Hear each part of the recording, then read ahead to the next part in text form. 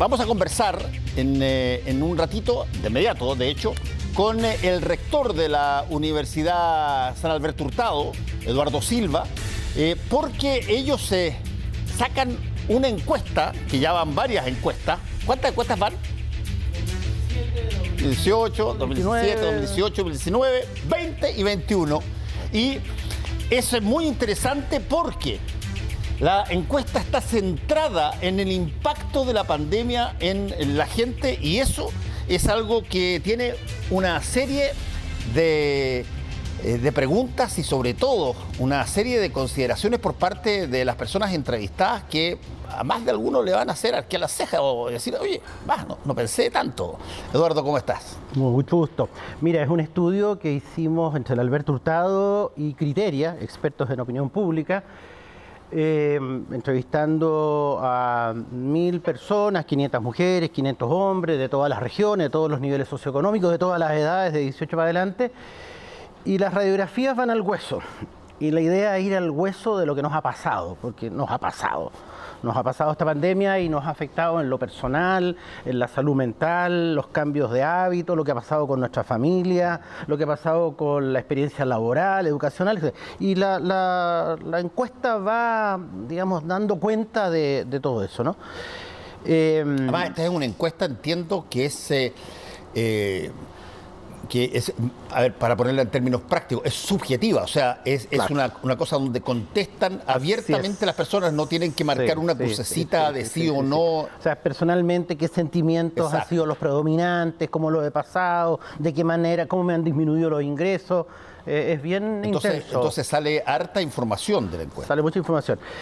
Una sensación, Fernando, esto ha sido una marejada. Una marejada, quedamos todos bajo el agua, encerrados.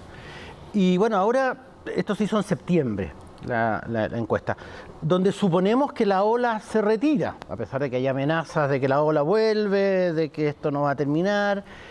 Y ¿sabes qué? Yo creo que lo interesante es no tanto la novedad, cuanto cómo se confirma. Yo he tenido miedo en la pandemia. Bueno, me entero que ha sido el sentimiento predominante de la mayoría de los chilenos, más del 50% de los chilenos. El sentimiento predominante ha sido el miedo. Ha sido la tristeza, ha sido la ansiedad por prever y anticipar las cosas, ¿no? Entonces, no es que una cosa que me ha pasado a mí, no es que yo soy el raro, todos hemos padecido. Y bueno, miedo real, miedo a la enfermedad, miedo a la muerte. Lo más dramático ha sido los 40.000 chilenos que han muerto, a veces no acompañados, solos, o los que han tenido que estar en hospitales. O sea, el miedo y el temor son reales, porque nos han pasado. Ahora, ahí hay un punto, Eduardo, que es interesante.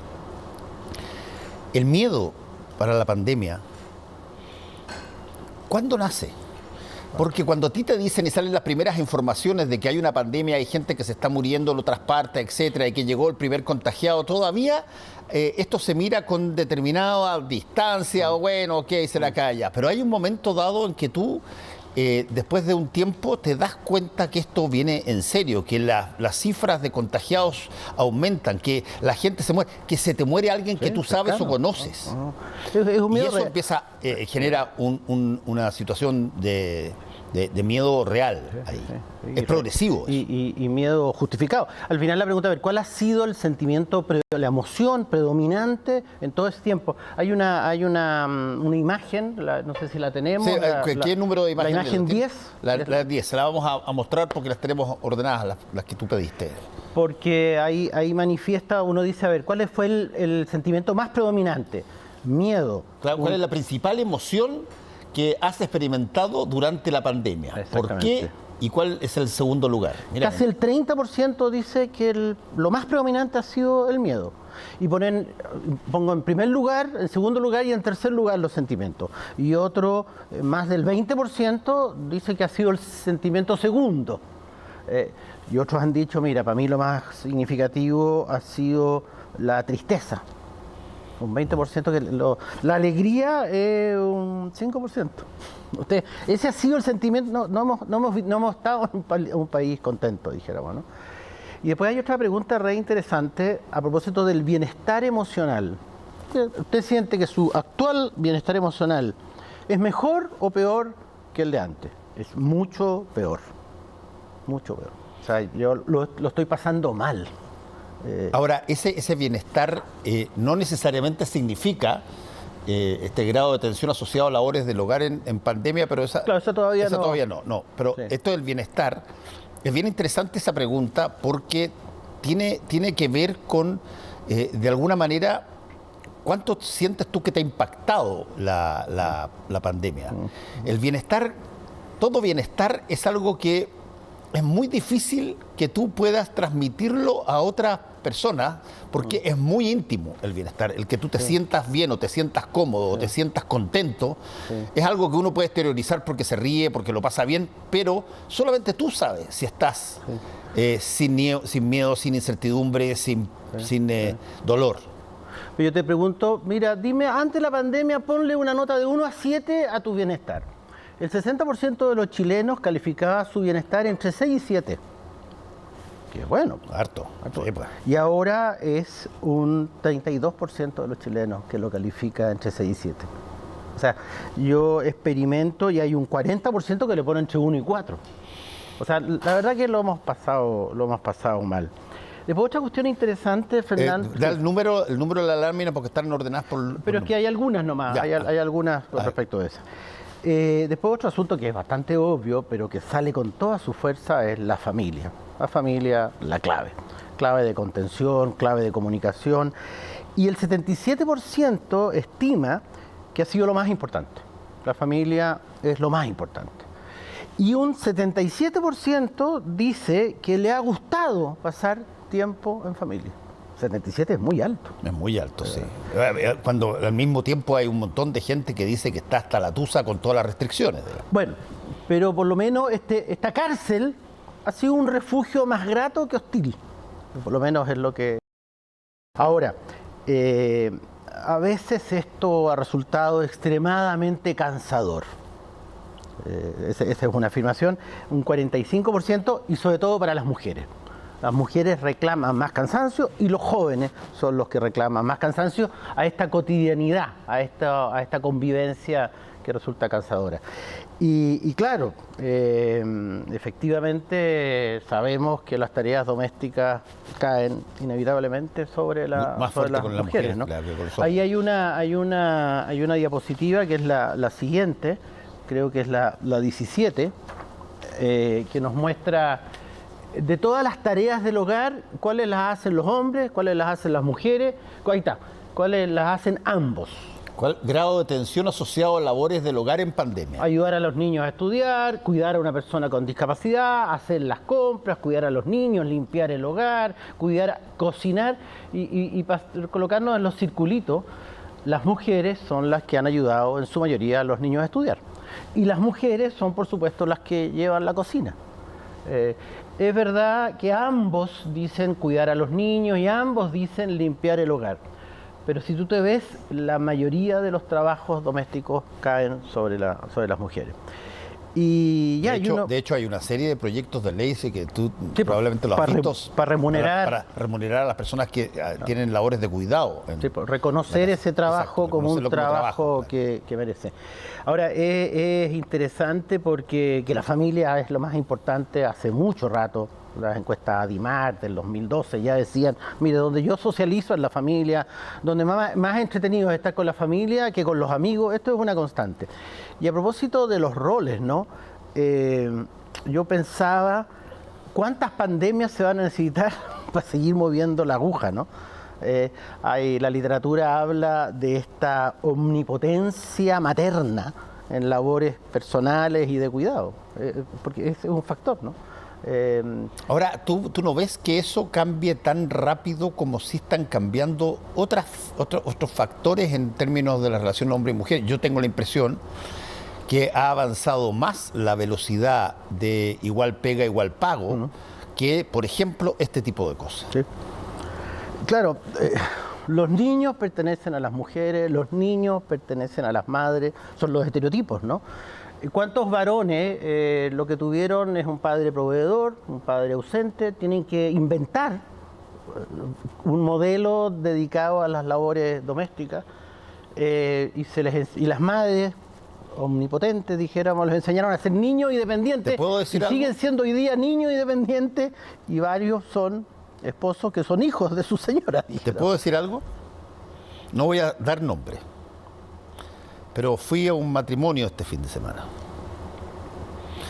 Y en el momento en que se produce el acto mismo, el consentimiento. del consentimiento, el sacerdote le dice al varón: prometes ser fiel a la niña,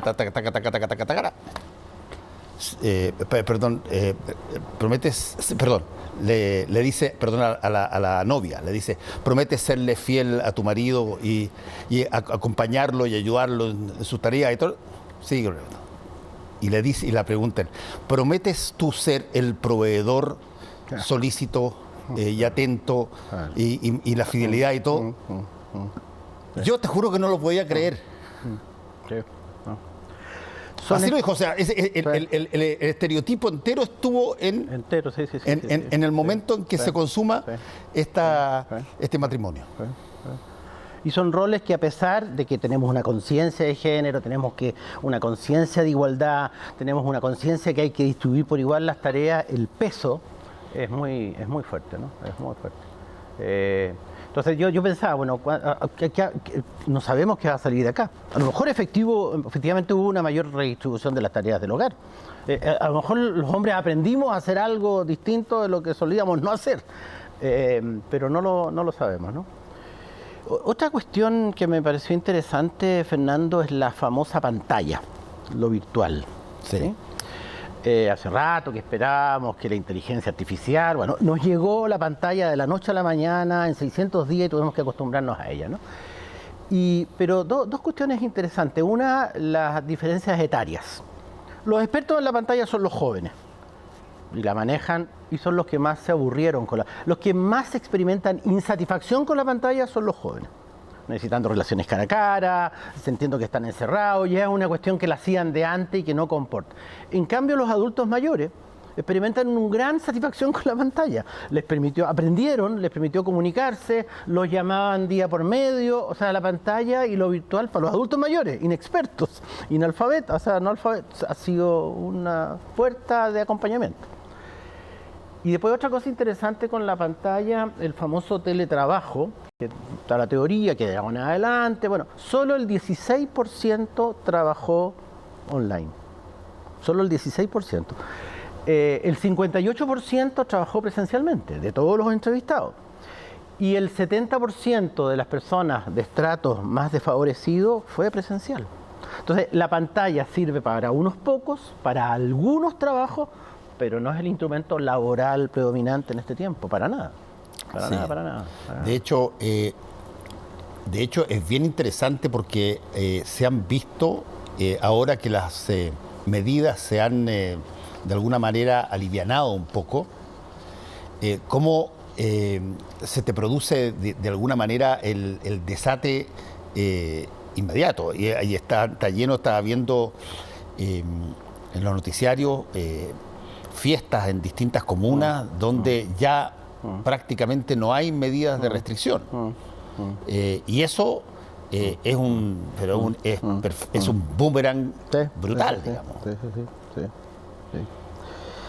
A propósito de trabajo, situación económica, ingresos, el 50% estima que el país está mal, estamos peor que antes, pero yo estoy mejor que el país. Eso suele ser digamos, en estas circunstancias adversas, yo he logrado lidiar más que mis vecinos. Igual después vamos a ver, hay un comparativo interesante. El país, por supuesto, está mucho mejor que los otros países de América Latina. Es la autopercepción valorativa, ¿no? Pero claro, en general la mayoría dice que su situación económica se ha deteriorado. Y ahí, claro, es re interesante el IFE, como una tabla de salvación que me ha ayudado. También los retiros. 1000 estrategias para sobrevivir. Antes un 58% trabajaba, ahora un 48% dice que trabaja. O sea, había una pérdida significativa de trabajo. pero el IFE ha sido una tabla de salvación. O sea, ¿cómo usted ha sobrevivido? En esto estamos preguntando en septiembre, ya el IFE ya está viniendo, ¿no? Y ahí hay una cuestión también súper interesante. El Estado y las políticas públicas son muy bien valoradas. Por de pronto, la reina de todas las políticas públicas es la vacunación. O sea, se estima que el Estado y el Ministerio de Salud lo ha hecho bien. Y también lo han hecho bien con las restricciones. El paso a paso, sí, el uso de la mascarilla. Incluso hay algunos también que dicen que no, pero más del 60% valora todas estas medidas, incluso las restrictivas. Y bueno, y junto con vacunación, este IFE. Entonces, yo pensaba esto de las políticas públicas, ¿no? Bueno, Chile existe gracias a las políticas públicas. O sea, lo que ha construido a Chile son las políticas públicas. Ahora, la historia de Chile es la historia de sus políticas públicas. Es verdad. Y lo que sí es cierto es que efectivamente se valoran profundamente los procesos de vacunación, pero no sé si es que ustedes lograron constatar cómo puede ser de que, siendo tan potente esa valoración de la vacunación en Chile, haya todavía tanta gente que no se vacuna.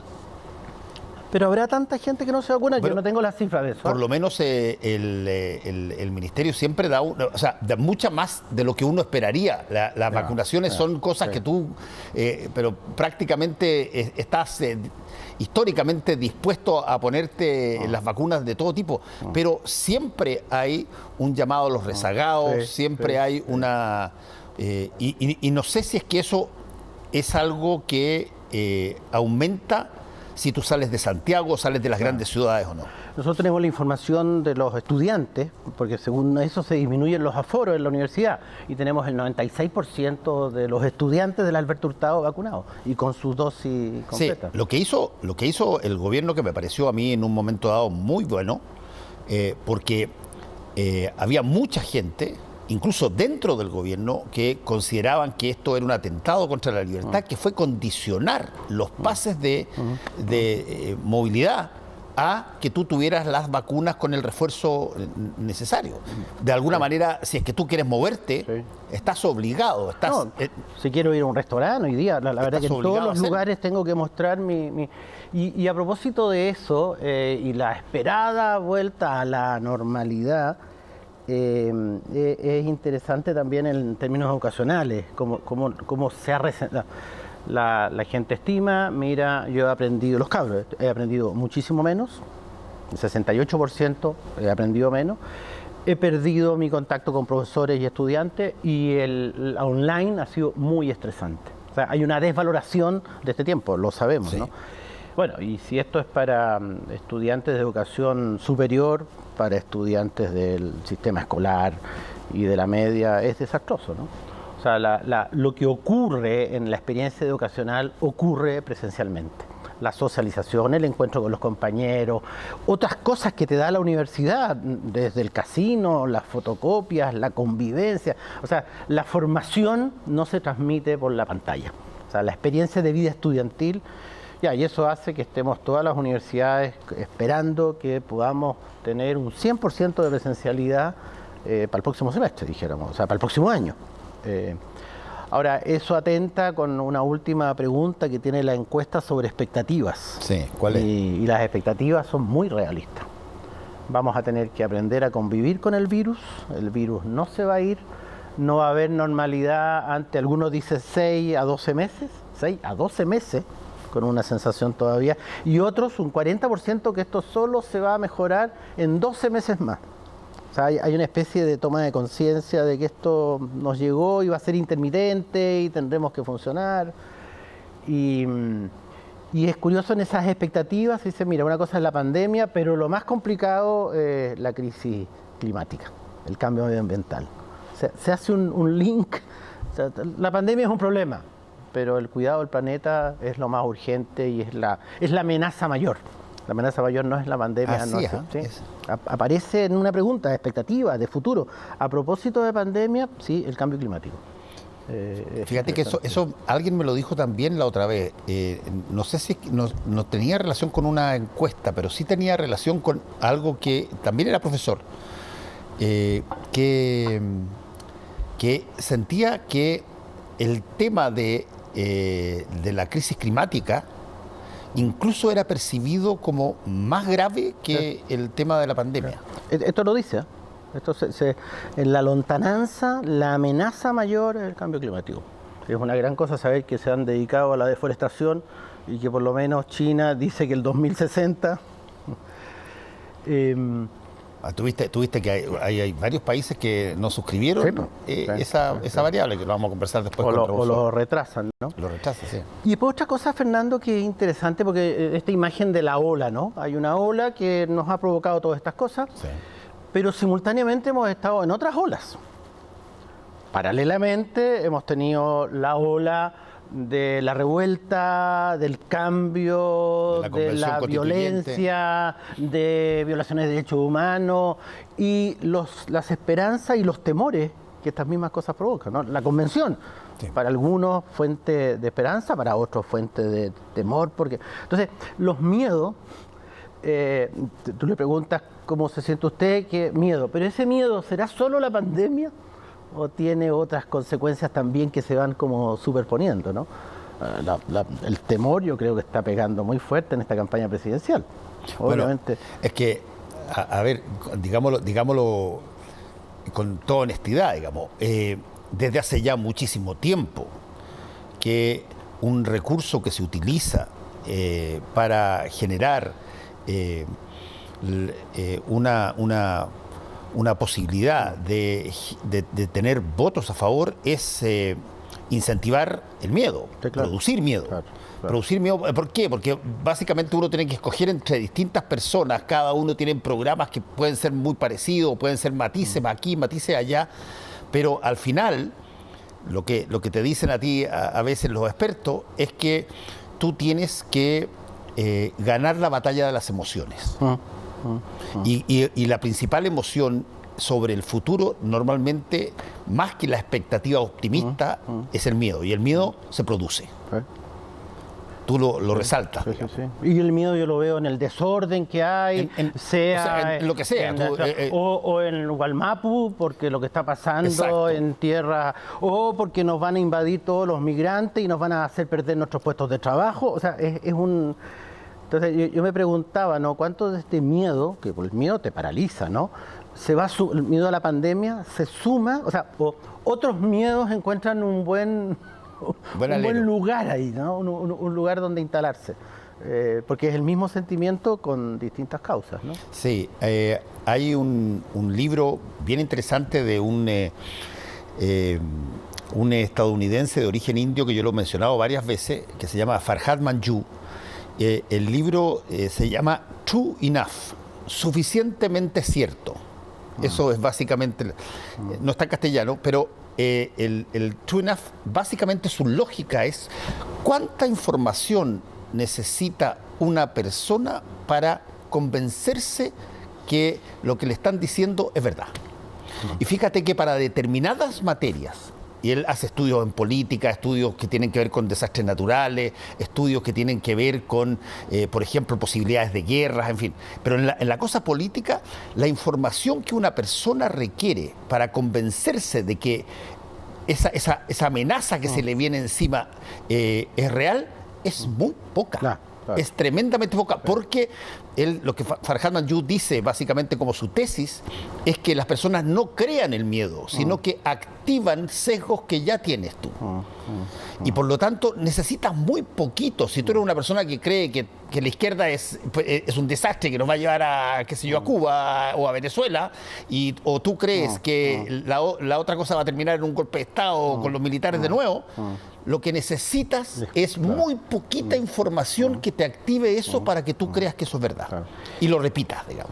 Y además yo selecciono esa información porque esa es la información que me hace sentido con lo que yo experimento como sensato, y es sensato que nos van a invadir los marcianos, dijeron. Sí, Oye, Eduardo, ¿Cómo se puede acceder a la gente que lo está viendo, que quiera acceder a todo lo completo Está del estudio? completa, tú entras a Universidad Alberto Hurtado, te va a aparecer en primera página la radiografía en tiempos de pandemia y están estas pantallas están todas ahí.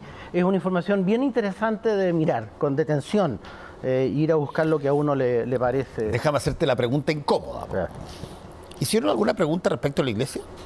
No hicimos preguntas respecto de la iglesia porque... No, de instituciones o dentro de esas instituciones, por ejemplo, ¿cómo estaba la relación con determinadas instituciones? No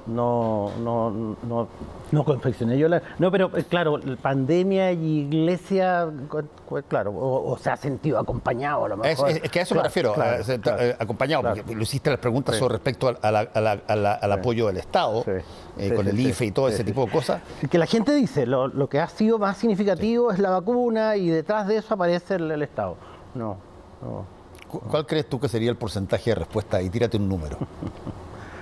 No, evidentemente la crisis que tenemos ha hecho que haya desaparecido como un actor. Yo trabajo en Cerro Navia y las comunidades siguen funcionando, las comunidades cristianas, que se le basen los movimientos.